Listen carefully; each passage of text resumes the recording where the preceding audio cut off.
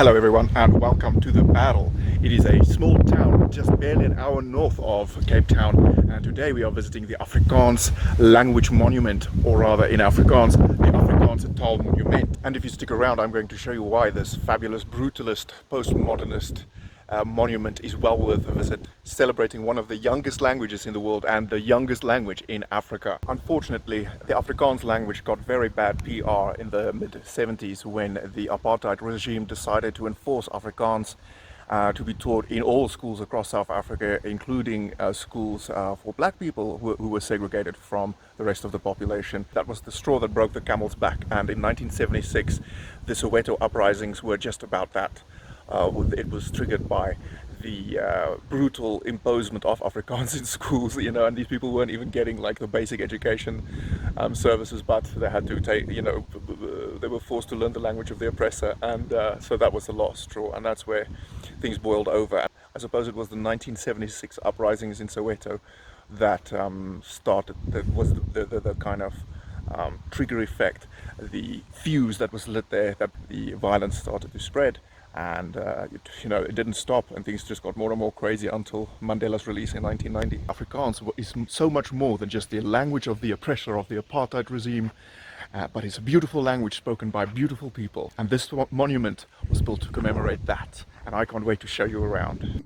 Now you might wonder why the monument is here in Paarl specifically. Well, it is because of these guys who call themselves Die Genootskap vir Regte Afrikaners, or rather the Foundation of Real Afrikaners.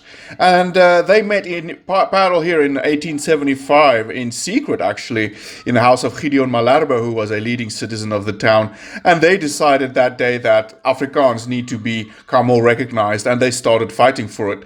They were basically using their own resources and money, and published a newspaper and many other publications using a printing press that they bought themselves. Despite ridicule from a large section of the population, they pressed on and eventually succeeded in establishing Afrikaans as a recognized, respected language. So this monument was erected on the 100th anniversary of the founding of the Society of Real Afrikaners and the 50th anniversary of Afrikaans being declared an official language of South Africa in distinction to Dutch, which happened in 1925. That put things in context, I suppose, if it wasn't even recognized as a language in 1875, and by 1975 it was riding the crest of the Industrial Revolution in southern Africa. Now, since this monument should be seen as a sculpture rather than an architectural work, it is therefore not really relevant to assign a specific architectural style to it, but I think it is dripping with brutalism and postmodernism. And there is also symbolism everywhere you look. And I'm going to explain to you now what the architect meant with all the stuff that he designed here. He was very inspired by Afrikaans language authors and poets, and it was their works that inspired him to do this. And we are now going down into the main spire, which represents the eternal and exponential growth of the language. And as you can hear, we are approaching a water body of some sort here. And that basically, the water that the main spire is rooted in, and this little fountain represents the life and the fact that the language is alive and bubbling up. And look at those beautiful brutalist curves there. This is so beautiful. We're looking up into the spire, and that was intentionally left open into the sky to show that the language is still growing, even to this day, still growing. However, in a bit of a different direction, I think, than they would have thought back then. And oh goodness, just look at how beautiful this place is designed. On the left, these little blocks, they represent the roots of the language, in the different parts of South Africa here. And this shorter column here, the one we're looking at right now, that represents South Africa, the birthplace of Afrikaans. How cool is that? Okay, guys, now I think it's time we walk around the back of the monument kind of to get a different angle, and also just appreciate the beautiful grounds around here. It's very well manicured and kept, beautiful area, and you can also do hiking around here and mountain biking. It's just very hot here up in the Paarl, and but very beautiful, just more beautiful South Africa. Just look at that, ladies and gentlemen. It is so nice to be here. And here we're back looking at the monument from a slightly different angle, and look at that beautiful exposed concrete, white sand and granite composite.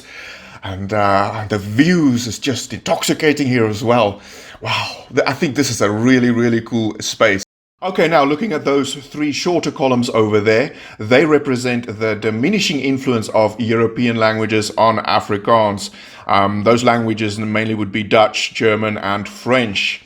And if we now extend our view further here to the left and we focus on those three domes on the stage over there, they represent the growing influence of African languages on Afrikaans. And now the whole picture is starting to come together, ladies and gentlemen. Just look at that.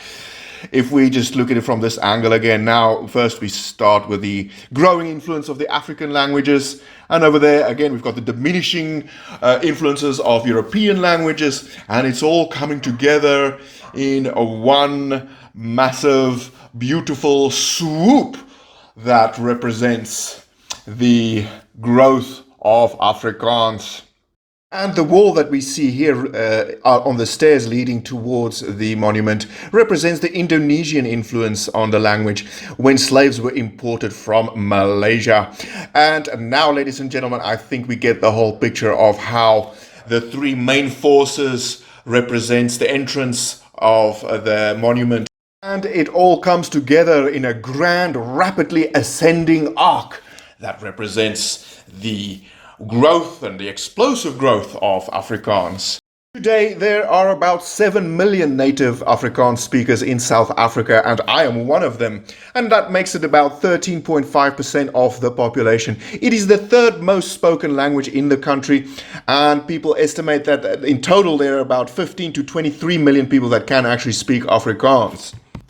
Okay everybody, that brings us to the end of our episode today, en baie dankie dat julle vandag saam kom toer het hier in die Paarl en by die Taal Monument, en het was baie lekker om julle rond te vat, en ek hoop om julle weer vinnig binnekort te sien, en onthou om in te teken op my kanaal as julle van my video's hou. Yes, ladies and gentlemen, remember to subscribe to my channel, and please also remember to comment down below with any suggestions or questions.